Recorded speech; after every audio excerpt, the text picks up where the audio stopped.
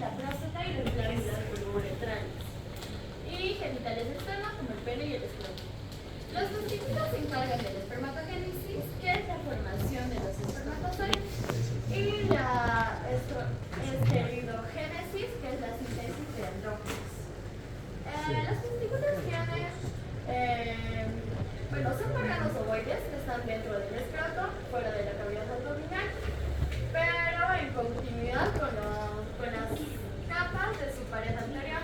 Está cubierto por una cápsula muy gruesa de tejido conjuntivo denso, denominado túnica albuina, cuya capa interna es la capa vascular. Es un tejido conjuntivo laxo que contiene varios vasos sanguíneos. Cada testículo está dividido en 250 lobulillos mediante tabiques de tejido conjuntivo incomplexos, de manera que cada lobulillo tiene 1 a 4 túbulos seminíferos donde se producen los espermatozoides, y así como un estroma de tejido conjuntivo con células intersticiales de Leydig que producen testosterona. Cada túbulo seminífero mide alrededor de 50 centímetros de longitud, por lo que están muy enrollados. Están revestidos por el epitelio especificado complejo y único, como las células de Sertoli y las células espermatogénicas. La lámina propia es un tejido conjuntivo que está compuesto por 3 a 5 capas de células mioides y fibrillas de colágeno. Sus contracciones rítmicas crean ondas peristálticas que ayudan a mover a los espermatozoides y al líquido testicular a lo largo de los túbulos seminíferos hacia las vías espermáticas. Como podemos ver aquí, aquí se encuentran los lobulillos, los tabiques testiculares que separan a los túbulos seminíferos, y también tenemos a la red de Schiller o de red testicular y los conductos eferentes, el epididimo y el conjunto deferente.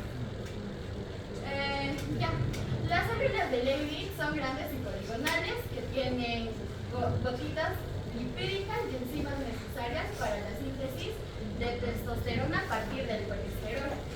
La testosterona es muy importante para múltiples etapas de la vida. Por ejemplo, en el embrión se ayuda al desarrollo normal de las gónadas, y además las células de Leydig secretan la proteína del factor insulínico, y estas ayudan al deceso de los testículos. En la pubertad inicia la producción de espermatozoides, la secreción de las glándulas sexuales accesorias y el desarrollo de caracteres sexuales secundarios.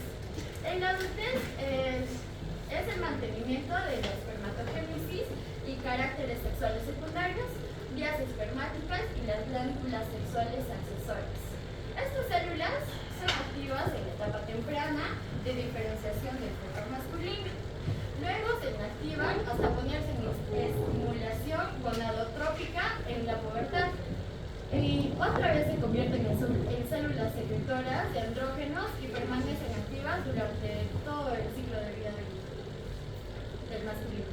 También secretan oxitocina, que estimulan la contracción de células meioides que rodean los túbulos seminíferos, moviendo los espermatozoides hacia los conductillos operantes. Luego la espermatogénesis tiene una duración de 74 días, pero diariamente produce 300 millones de espermatozoides en los testículos humanos. Consiste en 3 fases distintas. La primera es la fase de espermatogonia. Las células madres espermatogónicas realizan varias divisiones y producen espermatogones. La espermatogonia tipo A, oscuras, es muy basófila y una célula hija es el producto de su división y permanece como una célula madre de reserva, mientras que la otra da origen a la espermatogonia tipo A, clara, pálida. Poco teñida, pero quienes realizan varias divisiones mitóticas sucesivas que aumentan su cantidad, y de espermatogonia tipo B.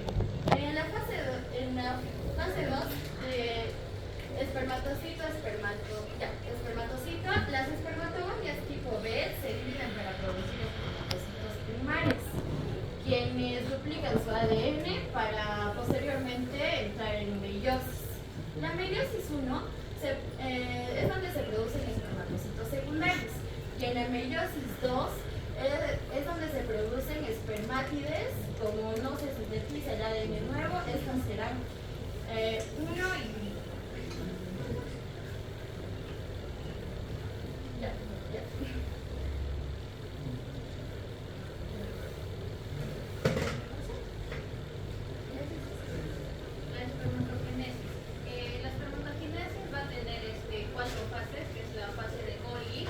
la fase de casquete y la fase crosoma, y también la fase de maduración.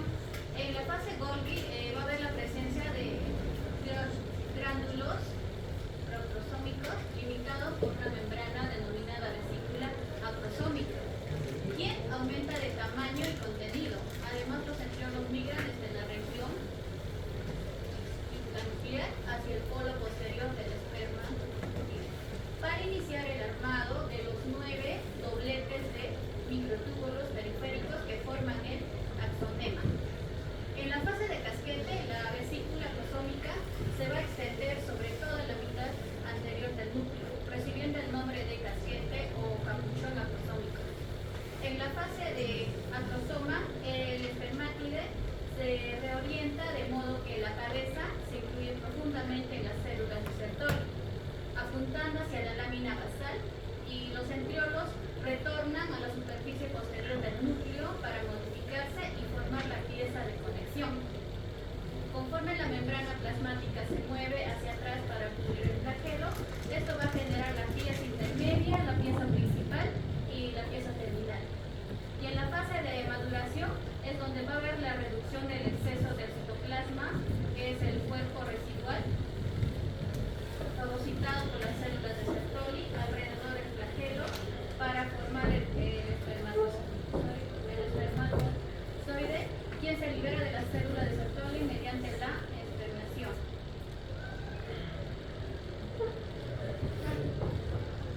Bueno, la estructura del espermatozoide maduro, vamos a ver que mide unos 60 micros de longitud, lo que vamos a ver en la imagen, pero la que es la cabeza, por ejemplo el cole o el casquete acrosómico, la chica que entiende que está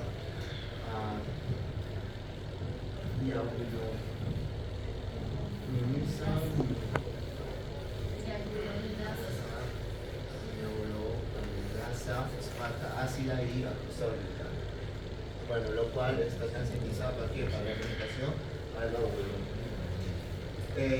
Bueno, la cola se subdivide en el cuello, bueno, pieza intermedia que mide de 7 micros de longitud y contiene, que son las mitocondrias que proporcionan energía, que es el movimiento. Ya recordamos que la mitocondria es sinónimo de energía. El espermatozoide, bueno, aquí vamos a hablar pues la espermatozoide que se libera, pero son inmóviles y transportan el líquido secretado por las células de Sertoli gracias a la concentración peristaltina, de manera de que recorren los túbulos seminíferos hacia los túbulos rectos, bueno, luego pasa la red testicular, luego los conductos eferentes, bueno, después al epidismo, luego después pasa que es al conducto diferente. Bueno, al final cuenta en el cuello de váter, la ampolla de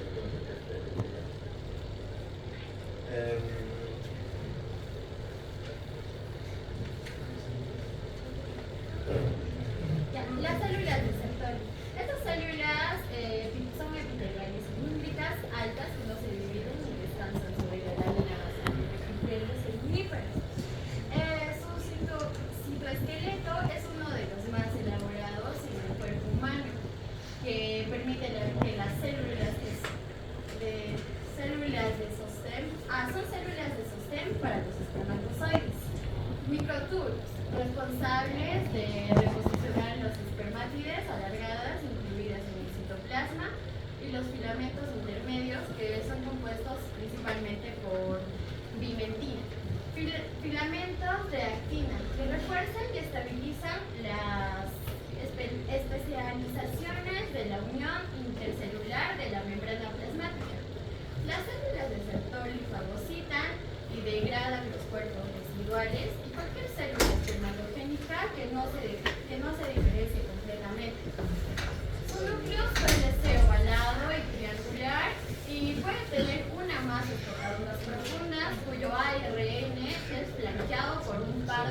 corpúsculos provistos de ADN llamados carizomas.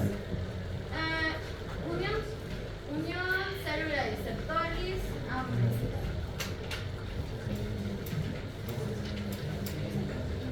Aquí observamos lo que son los seminíferos. Podemos observar el epidídimo, que va a tener la cabeza, el cuerpo y la cola. Ya en la cola va a estar lo que es el conducto deferente, y en el epidídimo vamos a encontrar lo que son los conductivos eferentes.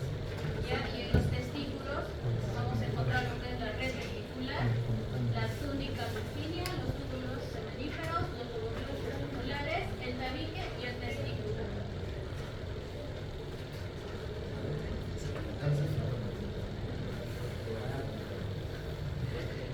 Las células enteras. Estas uniones también crean la barrera esencial para la compartimentación de composición de iones, aminoácidos, hidratos de carbono y proteínas. Las proteínas plasmáticas y anticuerpos circulantes quedan excluidos de la luz de los túbulos seminíferos.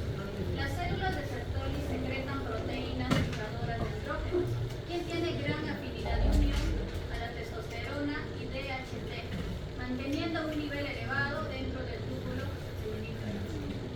También aísla las células germinales, haploides que son genéticamente diferentes y por ende antígenas. Además, los antígenos producen por los espermatozoides son impedidos de alcanzar la circulación sistémica para no activar el sistema inmunitario. Y las células de Sertoli producen factores críticos necesarios para la progresión exitosa de los espermatozoides hasta convertirse en espermatozoides. Bueno, luego hablar sobre los conductos intratesticulares del sistema de vías.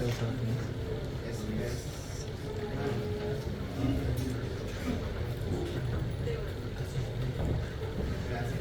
Bueno, al final de tu la transición química de los túbulos está revestido por las células de Sertoli, está cubriendo los túbulos de los túbulos rectos, o sea que al final, se estrecha, se junta y hace que aparezca, en cambio de el cúbico así.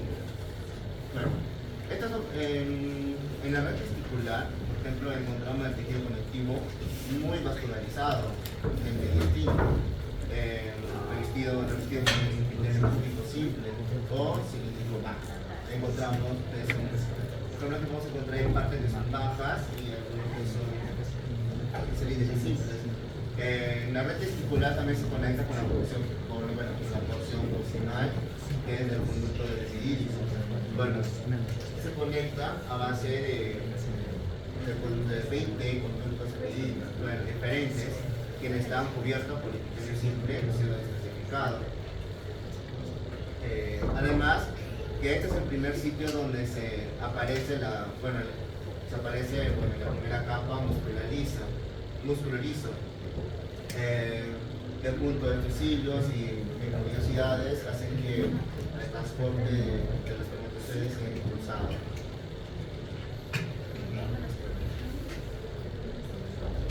Por ejemplo, hoy vamos a hablar del epidídimo. Como hemos comentado que entre los testiculares se une a base de conducto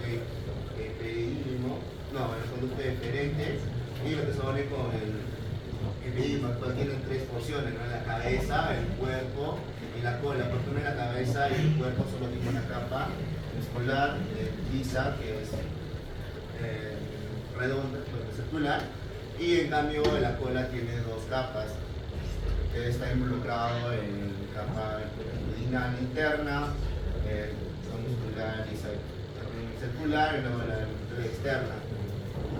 Durante este proceso depende de los andrógenos por factor de descapacitalizado con la superficie, modifica en la cabeza a fin de inhibir la manera reversible de la capacidad fecundante del espermatozoide. En este sentido, el espermatozoide no está capacitado para que pueda fecundar un óvulo. Recordamos nosotros que el óvulo antes de ingresar, penetra el óvulo, el algún tipo de capacitación. Bueno, esto está cubierto por un epitelio cilíndrico pseudoestructurado. Las células principales, numerosas microvellosidades largas y multiplicadas llamadas esterocitos, las células basales de la madre y el epitelio conducto. Bueno, comparamos con conducto deferente. Cuando termina la cola de vino, circula, el conducto deferente lo que va a formar en este sentido es la ampolla del conducto deferente junto con el conducto vesicular. Este conducto deferente recibe el conducto de las vesículas seminales. A continuación, la uretra, la prostática, a través de la próstata, sobre el conducto de eyaculador.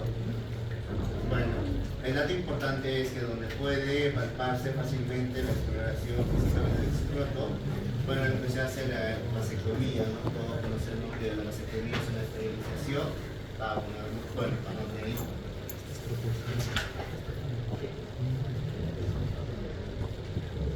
Las glándulas sexuales, por ejemplo, las glándulas sexuales, hablamos de las vesículas seminales, junto con la ampolla de conducto deferente, se une para formar conductos eyaculadores. Su pared consta de que mucosa y epitelio identificado con células cilíndricas, altas, no ciliadas y células redondas muy bajas, apoyadas sobre la lámina basal. Además, tienen muchos pliegues primarios, secundarios y terciarios. La secreción de la vesícula seminal es un material viscoso, blanco y amarillo que contiene todos los principales sustratos del metabolismo de la fermentación.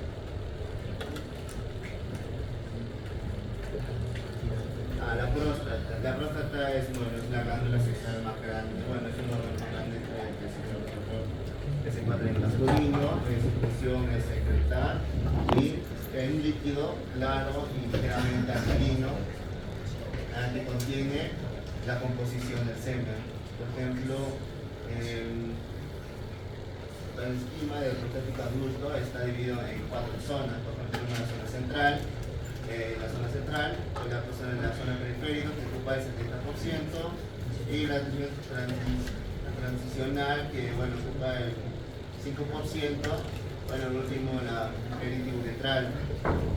Lo que más, aquí lo que agarramos cáncer sería en la zona periférica, porque es ahí se producen las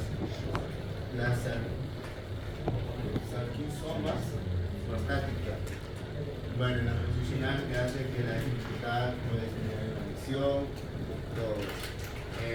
junto con la peritoneal,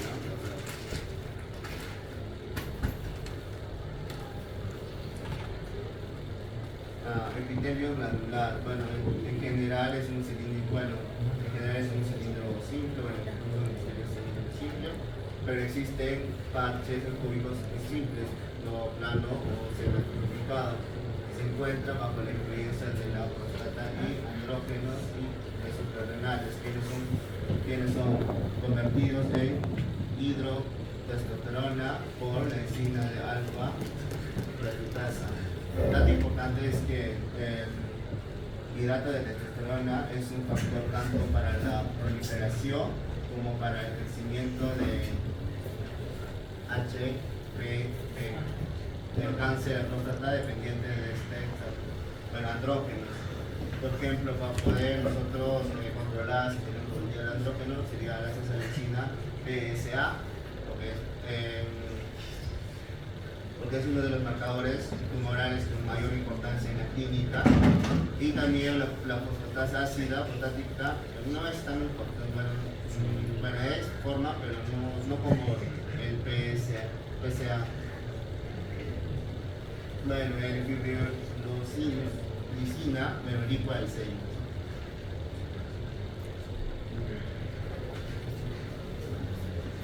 Las glándulas bulbo-uretrales, se une a la porción inicial de una uretra esponjosa que está cubierta por el epitelio cilíndrico simple con función bajo el control de la testosterona. Secreción líquido presimilar, secreción que contiene una gran cantidad de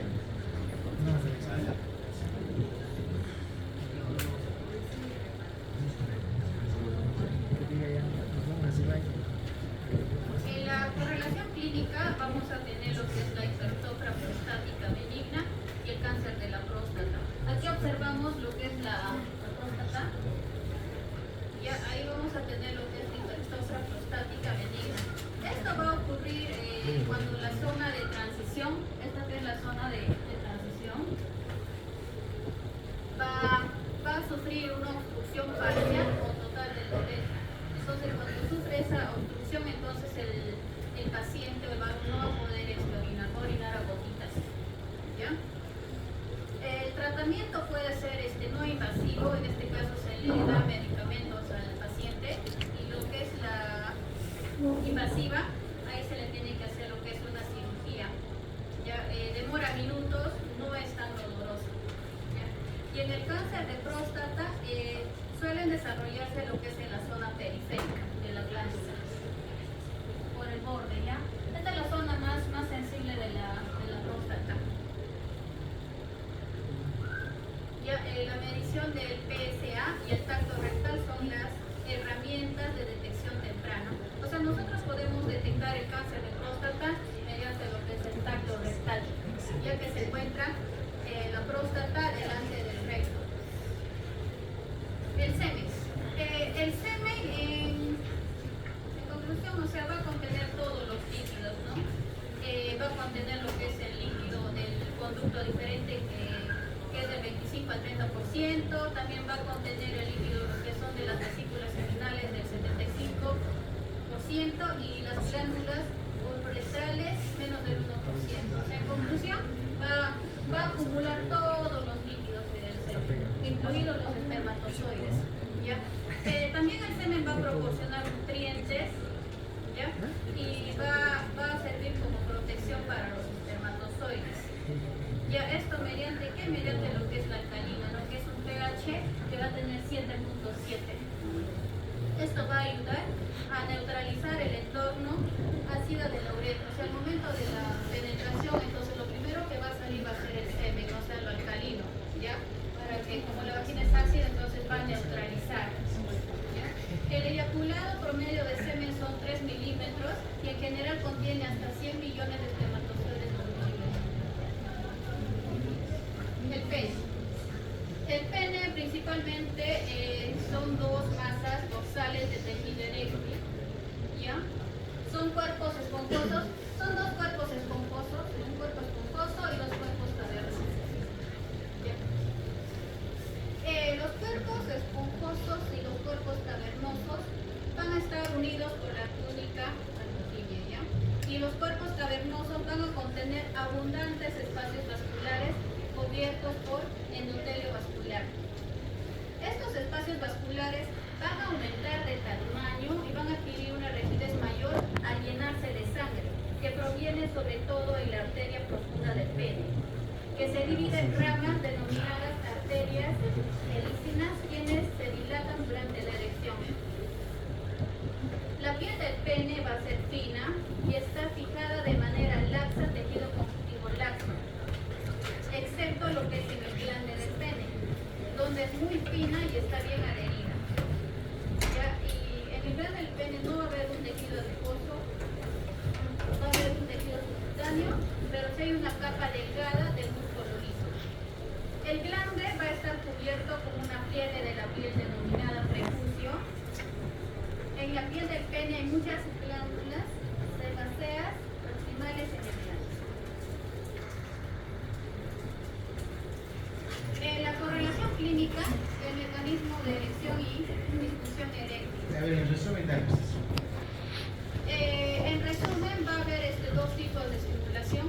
La estimulación simpática, que no se va a erectar el pene, y lo que es la estimulación parasimpática va a ser estimulado el pene y va a sufrir lo que es la erección, se va a estimular.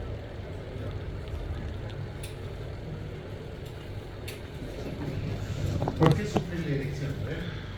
¿qué pasa con la erección? ¿Qué sucede ahí?